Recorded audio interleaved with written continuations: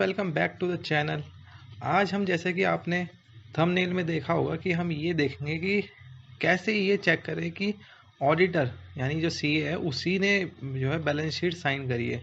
देखिए पहले क्या होता था, बहुत केसेस ऐसे सामने आए हैं जिसमें कि ऑडिटेड बैलेंस शीट ब्रांच या बैंक ले लेता था, पर फिर बाद में जब ये अगर मान लीजिए कोई फ्रॉड होता था तो पता लगता था कि ये बैलेंस शीट तो सीए ने साइन की ही नहीं है, ये तो जिसने लोन लिया था उसने सीए के फेक सिग्नेचर कर दिए हैं और उसके बेसिस पे उसने ऑडिटेड बैलेंस शीट जो है एक तरीके से फेक दिखा के और बैंक से लोन ले लिया।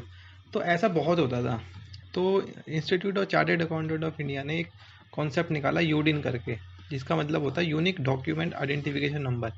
मतलब अगर कोई भी सीए किसी भी बैलेंस शीट या कोई भी डॉक्यूमेंट को साइन करेगा, तो जब वो साइन करेगा तो उसको यूनिक डॉक्यूमेंट आइडेंटिफिकेशन नंबर जो है institute of chartered accountant of India की साइट से जो है लेना पड़ेगा। वो ऑनलाइन निकल जाता है, जैसे कोई भी डॉक्यूमेंट है तो सीए अपना आईडी पासवर्ड वहाँ ऑनलाइन डालेगा, फिर ये डालेगा इन्फॉर्मेशन कि उसने कौन सा डॉक्यूमेंट साइन किया है, और उसके बेसिस पे एक यूडिन 15 डिजिट का ये नंबर होता है वो जनरेट हो जाएगा। फिर वो जो नंबर होगा जनरेट, उसको वो जिस भी डॉक्यूमेंट में सीए ने साइन करे वहाँ उसे लिखना पड़ेगा, वो जो नंबर निकलेगा। और फिर वही नंबर को हम ऑनलाइन जो है क्रॉस वेरीफाई भी कर सकते हैं कि क्या यही नंबर जो इसने बैलेंस शीट है कोई भी डॉक्यूमेंट के जो नीचे वो जो डॉक्यूमेंट का नंबर लिखा हुआ है क्या वो उसी सीए ने साइन किया है कि नहीं। तो हमें फिर उस डॉक्यूमेंट की ऑथेंटिसिटी का आइडिया हो जाएगा। देखिए जैसे मान लीजिए मैंने ये एनुअल रिपोर्ट ली है डाबर की, ठीक है, ये इंडिपेंडेंट ऑडिटर रिपोर्ट। कंपनी के केस में ऑडिटर रिपोर्ट काफ़ी बड़ी होती है। तो देखिए ये जैसे report of the audit of stand alone financial statement, ठीक है, ये ऑडिटर की रिपोर्ट है। तो आप अगर इसमें थोड़ा नीचे आएंगे तो जहाँ पर ये फाइनली सीए के सिग्नेचर होते हैं, देखिए ये तो क्योंकि ऑनलाइन है तो इसमें सिग्नेचर वैसे नहीं लगे होंगे। देखिए ये दिख रहा है UDIN unique document identification number, देखिए ये 15 डिजिट का जो होता है ये इस नंबर से आप क्रॉस वेरीफाई कर सकते हैं कि क्या ये डॉक्यूमेंट जो है ये बैलेंस शीट क्या इसी ने साइन करी है, ये जो पार्टनर दिख रहे हैं। अब इसे चेक कैसे करना है, देखिए आप सिंपल क्या करिए, गूगल पे लिखिए वेरीफाई यूडिन, आप ये करिए साइट, फिर इसमें आप क्लिक करेंगे आपको एक विंडो खुल के आएगी। इस विंडो में आपको कुछ इन्फॉर्मेशन डालनी है। ओके, जैसे मैंने यहाँ पर डाल के रखी हुई है, जैसे अपना नाम डाल देना, मोबाइल नंबर, ईमेल आईडी, और फिर यहाँ पर जो है यूडिन का नंबर जैसे ये जो था सिंपली यहाँ पे कॉपी करके यहाँ पेस्ट मार देना, ठीक है। या अगर आपका कॉपी का ऑप्शन नहीं है तो यहाँ पे लिख देना, ये कैप्चा डाल देना। ओटीपी पे जैसे ही क्लिक करोगे तो आपके फ़ोन नंबर पे ओटीपी आएगा, उसको डाल के फिर आपके सामने से ये एक विंडो खुलेगी। देखिए ये एक विंडो खुलेगी, उसमें से आप ये चेक कर सकते हैं कि क्या जो वो डॉक्यूमेंट है उसी ने साइन किया है कि नहीं या किसी और ने। देखिए जैसे मैंने ये किया तो यूडिन का यहाँ पर नंबर आ गया वही, फिर ये मेंबर की डिटेल यानी कि इस सीए ने साइन किए हैं, ये अनुपम कुमार। अब देखिए जो ये बैलेंस शीट थी इसके अंदर देखिए अनुपम कुमार ने किए थे। इस सीए का जो था रजिस्ट्रेशन नंबर होता है, मेंबरशिप नंबर ये था 501531। तो देखिए यहाँ पर भी आ रहा है 501531। तो इसका मतलब इसी ने ये डॉक्यूमेंट साइन किया है। और अब ये देखिए यहाँ पे तो नाम आ गया, ठीक है, और फिर ये भी आ गया कि किस दिन इसने साइन किया है, date of signing of document जो है ये आ गई, ठीक है, 27/5। यहाँ पे भी देखिए 27/5 ही है। फिर उसके बाद अब ये कैसे पता लगेगा कि जो है इसने ये वाला ही डॉक्यूमेंट साइन किया है। तो इसको आइडेंटिफाई करने के लिए देखिए यहाँ पे कुछ इन्फॉर्मेशन होती है, जैसे कि कौन से फाइनेंशियल ईयर से वो डॉक्यूमेंट बिलोंग करता है। देखिए इस केस में 19-20 में था तो ये आ गया। फिर gross turnover oblique gross receipt यानी कि सेल्स कितनी है, जो अगर मान ली बैलेंस शीट साइन करिए तो उसमें सेल कितनी थी। देखिए अब यहाँ से अंदाज़ा लग जाएगा कि क्या जो वो बैलेंस शीट लेके आया है वही बैलेंस शीट जो है सीए ने साइन करी है कि नहीं। देखिए बहुत केस में ऐसा भी हो सकता है कि ये यूडिन तो ठीक है, पर मान लीजिए वो आपके पास जो बैलेंस शीट और P&L है वो फेक ले आए, मतलब ऑथेंटिक ना हो। तो उसको चेक करने के लिए जब ये यूडिन में करेंगे तो यहाँ पर सेल्स की फिगर भी आती है, शेयर होल्डर फंड यानी कि जो ये जैसे इंडिविजुअल के केस में जो कैपिटल होती है इंडिविजुअल की उसका ये जो वैल्यू होगी वो लिखनी पड़ती है। और net block of property plant and equipment, मतलब कि जो एसेट्स हैं फिक्स एसेट्स उसकी वैल्यू भी आती है। तो इन 3 चीज़ों को सीए को डालना पड़ता है जब वो अपना यूडिन यानी ये नंबर जो है वो जनरेट करता है। तो देखिए अब मैं इसे क्रॉस वेरीफाई करके बताता हूँ। देखिए जैसे ये बैलेंस शीट है, इसके अंदर जो सेल्स की फिगर पहले बताता हूँ कहाँ पर मिलेगी। ये तो बैलेंस शीट हो गई, फिर ये प्रॉफिट एंड लॉस, ठीक है। इसके अंदर देखिए ये दिख रही है इनकम आपको, देखिए ये टोटल इनकम 6586.70, ये जो है ये है आपकी करोड़ों में, तो उस हिसाब से राउंड ऑफ कर देंगे। देखिए 658670, ठीक है 658670, फिर उसके आगे करोड़ को उन्होंने उस हिसाब से निकाल लिया, ठीक है।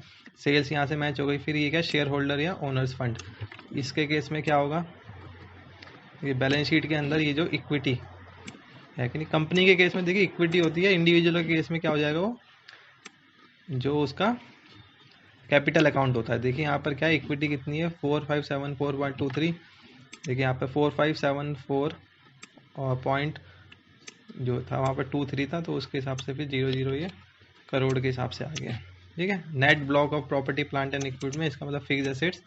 अब यहाँ पर ये बैलेंस शीट है तो इसका फिक्स एसेट देखिए ये आपको दिख रहा होगा, ये मैंने थोड़ा और जूम कर दिया, ये इसका ये दिख रहा है, ये 106075 तो यहाँ से ये वेरीफाई हो जाएगी कि जो वो पर्सन जो आया है आपके पास, क्या वो बैलेंस शीट और प्रॉफिट एंड लॉस सही है कि नहीं, मतलब वो ही सीए ने साइन की कि नहीं, आपको यहाँ से पता लग जाएगा, ठीक है। तो ऐसे इस तरीके से ये न्यू सिस्टम है, ये अभी 1 साल पहले ही अप्लीकेबल हुआ था। तो यहाँ इसकी मदद से आप ये क्रॉस चेक कर सकते हैं कि क्या सीए ने ही वो डॉक्यूमेंट साइन किया है या फिर किसी और, क्या फिर कोई कहीं पता लगा फेक हो गया है। सारे डॉक्यूमेंट जो भी सीए साइन करेगा आपको ये चेक करना है यूडिन है कि नहीं। अगर नहीं है तो जो है कस्टमर से बोलिए कि भाई इसमें यूडिन क्यों नहीं है, पूछिए उससे। बिना यूडिन के कोई एक्सेप्ट मत करिए बैलेंस शीट या कोई भी डॉक्यूमेंट। डॉक्यूमेंट का मतलब है जैसे कि मान लीजिए कि कोई सर्टिफिकेट है, उसमें भी यूडिन आएगा, मतलब जो भी चीज़ सीए साइन करेगा उसमें यूडिन आना ही चाहिए, बिना उसके जो है वो डॉक्यूमेंट वैलिड नहीं है, ठीक है। अब एक चीज़ और बताता हूँ, देखिए कई केस में क्या होता है कि ब्रांच वाले क्या करते हैं, simple balance sheet profit and loss account ले लेते हैं, तो उसमें जो है ऑडिटर की रिपोर्ट तो लेते ही नहीं है। ऑडिटर की रिपोर्ट होती है कि बहुत इंपॉर्टेंट होती है, क्योंकि उसमें ओपिनियन लिखा होता है कि ऑडिटर का ओपिनियन क्या है उसकी बैलेंस शीट और प्रॉफिट एंड लॉस अकाउंट में। मान लीजिए बैलेंस शीट और प्रॉफिट एंड लॉस अकाउंट में तो देखिए सीए से साइन करता है, पर ऑडिटर रिपोर्ट में वो अपना ओपिनियन लिखता है कि क्या वो बैलेंस शीट सही है कि नहीं। तो देखिए जैसे एग्जांपल के लिए ये एक कंपनी है, ठीक है, इसमें ये ऑडिटर की ये काफ़ी पुरानी है, हालांकि 2015 की है, पर फिर भी दिखाने के लिए मैं आपको दिखा रहा हूँ। तो यहाँ पर ओपिनियन देखा आप, यहाँ देखेंगे ना ये बेसिस ऑफ क्वालिफाइड ओपिनियन, देखिए इसके अंदर क्वालिफाइड मतलब कि इसमें अपने उसका ओपिनियन बिल्कुल साफ नहीं है, कुछ इस ओपिनियन में क्वालिफिकेशन है। जैसे कि क्या है, देखिए इतनी सारी क्वालिफिकेशन है, जैसे मान लीजिए ये वाला देख लीजिए आप कि ये inventory include an amount of 15 crore for which confirmation has not been provided to us. अब देखिए ये कह रहा है इन्वेंट्री के अंदर 15 करोड़ की ऐसी इन्वेंट्री जिसका कि उसे कन्फर्मेशन नहीं मिला ऑडिटर को। तो ऑब्वियसली फिर आप उसी हिसाब से फिर आप जो है डिसीजन लेंगे कि क्या उसकी इन्वेंट्री में 15 करोड़ जो दिखा रहे गए हैं उसको हटा दें या ना हटाएं। इसी तरीके से बहुत सारी क्वालिफिकेशन देखिए दे रखी है, non provision of trade receivable of 80 crore from 3 associate who have either filed application with oblique declare sick, मतलब कि जो उसकी एसोसिएट हैं उसने जो है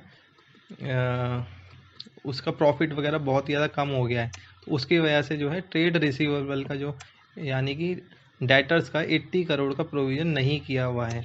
तो देखिए इसी तरीके से ऑडिटर बहुत सारी अपनी क्वालिफिकेशन लिख सकता है बैलेंस शीट में नहीं सॉरी ऑडिटर की रिपोर्ट में।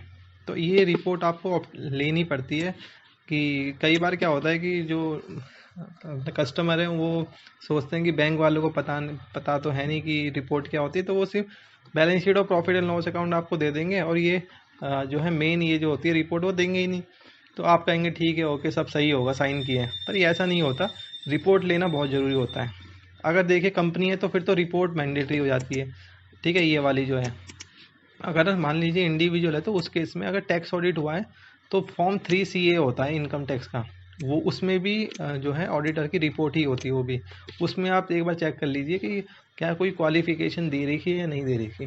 ठीक है, होप आपको अंडरस्टैंड हुआ होगा। तो ये यूडिन की वीडियो थी। Thank you.